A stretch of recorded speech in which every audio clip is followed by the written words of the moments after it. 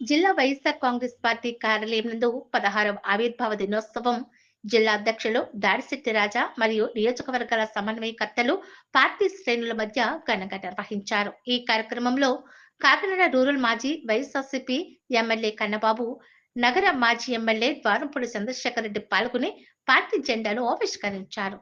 అనంతరం మీడియాతో మాట్లాడుతూ గత 15 సంవత్సరాలుగా ప్రజా సమస్యలపై అలుపెరగని పోరాటం చేస్తూ రాష్ట్ర వ్యాప్తంగా వైఎస్ఆర్ కాంగ్రెస్ పార్టీ దేశంలోనే అగ్రస్థానానికి వెళ్ళిందని తెలిపారు.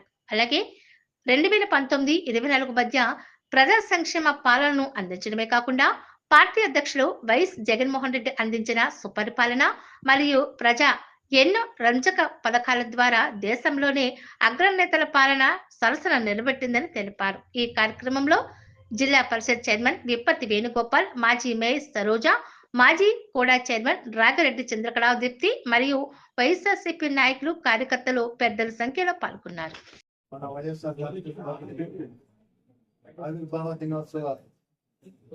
శుభాకాంక్షలు మీ అందరికీ తెలియపరుచుకుంటూ మన వైఎస్ఆర్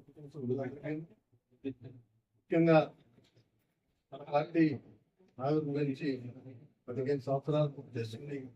16వ సంవత్సరంలోకి ఈ రోజున అడుగుపెట్టడం జరుగుతుంది. మన పెద్దలు చెప్పినట్టుగా అనేక ఆటుపోట్లను తట్టుకుని ఈ రోజు వరకు కూడా మన పార్టీ 40% ఓటేజ్ తోటి నిలబడి ఏం తిరుగులేని పార్టీగా మనది రాష్ట్రంలో ఉన్నది. ముఖ్యంగా రాబోయే రోజుల్లో అంటే రాబోయే సార్వత్రిక ఎన్నికల్లో 29లో ఖచ్చితంగా మనం అధికారంలోకి వస్తాం. మళ్ళీ జగన్మోహన్ రెడ్డి గారు ముఖ్యమంత్రి అవుతారు.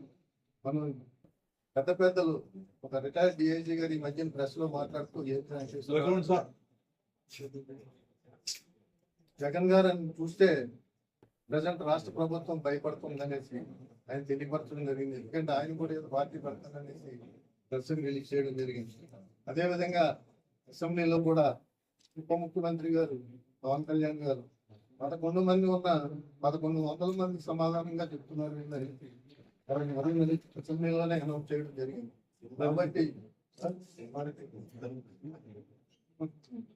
కాబట్టి మనందరం కూడా పార్టీకి ఎన్నో దన్నుగా నిలబడి మన జగన్మోహన్ రెడ్డి గారికి చేయూతగా ఉండి మనం 29 ఎన్నికల్లో రాబోయే ఈ లోకల్ బాడీ ఎన్నికల్లో కూడా లోకల్ బాడీకి ప్రత్యేక అధికారులు పెట్టుకుని జీవో కూడా రిలీజ్ చేసింది గవర్నమెంట్. కాబట్టి మన అందరం కూడా ప్రతి దాన్ని కూడా టైట్ గా ఫేస్ చేసి మళ్ళీ అధికారంలోకి రావాల్సిన ఆవశ్యకత ఎంతైనా ఉంది. కాబట్టి మనందరం ఏకతాటిపై నిలబడి ఆయనకి చేయూత ఇవ్వాలని మనందరినీ కోరుకుంటూ సెలవు చేస్తున్నాం. కాకినాడ జిల్లా పార్టీ కార్యాలయంలో జిల్లా పార్టీ అధ్యక్షుడు మాజీ మంత్రివర్యులు రాజశేఖర గారి నాయకత్వంలో పెద్దలు అదేవిధంగా ఇతర ముఖ్య నాయకులు జిల్లా పరిషత్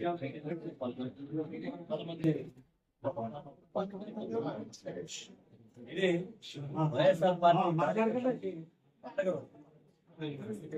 ఒక ధైర్యం నుంచి ఒక దమ్మున్న నాయకుడు ఆలోచన నుంచి పార్టీ పుట్టిన వెంటనే మొక్కలోనే కూర్చేయాలి ఈ పార్టీని.